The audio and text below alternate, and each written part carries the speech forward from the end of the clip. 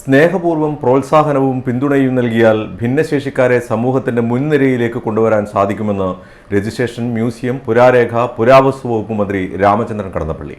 ജില്ലയിലെ മുഴുവൻ ഭിന്നശേഷിക്കാർക്കും സവിശേഷ തിരിച്ചറിയൽ കാർഡ് UDID നൽകുന്നതുമായി ബന്ധപ്പെട്ട് കളക്ടറേറ്റ് കോൺഫറൻസ് ഹാളിൽ ചേർന്ന യോഗത്തിൽ സംസാരിക്കുകയായിരുന്നു മന്ത്രി. ഭിന്നശേഷിക്കാരെ വീടിനുള്ളിൽ തന്നെ നിർത്താതെ അവരെ സമൂഹത്തിന്റെ മുഖ്യധാരയിലേക്ക് കൊണ്ടുവരാൻ കുടുംബാംഗങ്ങൾ തയ്യാറാകണമെന്ന് കടന്നപ്പള്ളി പറഞ്ഞു.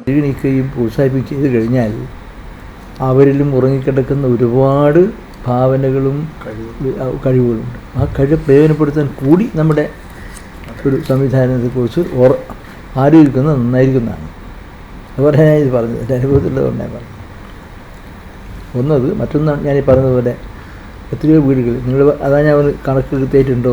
കൃത്യമായിട്ടില്ല, ആർക്കും കിട്ടില്ല. നിങ്ങളെ കുറ്റപ്പെടുത്താൻ പറ്റില്ല, നമ്മൾ ആരും കുറ്റപ്പെടുത്താൻ കാലത്ത് ആരും കുറ്റപ്പെടുന്നത് എന്താ അറിയുക? ഇത് പറയണ്ടേ വീട്ടിൽ പോയാൽ? ആ വീട്ടുകാർ സത്യസന്ധമായിട്ടില്ല.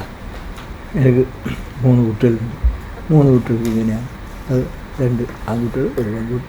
ഈ വസ്തുത പറയുന്നില്ലല്ലോ. ആ പറയൽ നമ്മൾ കേരളത്തിൽ പോലും അത് പറയാൻ മടിക്കുന്നു എന്ന് പറഞ്ഞാൽ ഇതിൻ്റെ യഥാർത്ഥമായ ഒരു ചിത്രം അവരെ കണ്ടുപിടിച്ച് സഹായിക്കാൻ ശ്രമിക്കുന്ന നിങ്ങൾക്ക് സാധിക്കില്ല എന്ന് ഞാൻ പറഞ്ഞു. അതിന് കൂടി ഒരു പരിഹാരം കാണാൻ കഴിയുന്ന ഒരു സംവിധാനം നമ്മൾ ജില്ലാടിസ്ഥാനത്തിൽ ഒന്ന് ചെയ്താൽ നമുക്കതൊരു വലിയ സാമൂഹ്യ. ജില്ലയിൽ തന്മുദ്ര സവിശേഷ തിരിച്ചറിയൽ കാർഡ് രജിസ്ട്രേഷൻ ക്യാമ്പുകൾ തദ്ദേശ സ്വയംഭരണ സ്ഥാപനങ്ങളുടെ നേതൃത്വത്തിൽ അങ്കണവാടി തലത്തിൽ സംഘടിപ്പിക്കാൻ തീരുമാനിച്ചു. ഇതുമായി ബന്ധപ്പെട്ട് NSS അംഗങ്ങൾക്ക് പരിശീലനം നൽകും.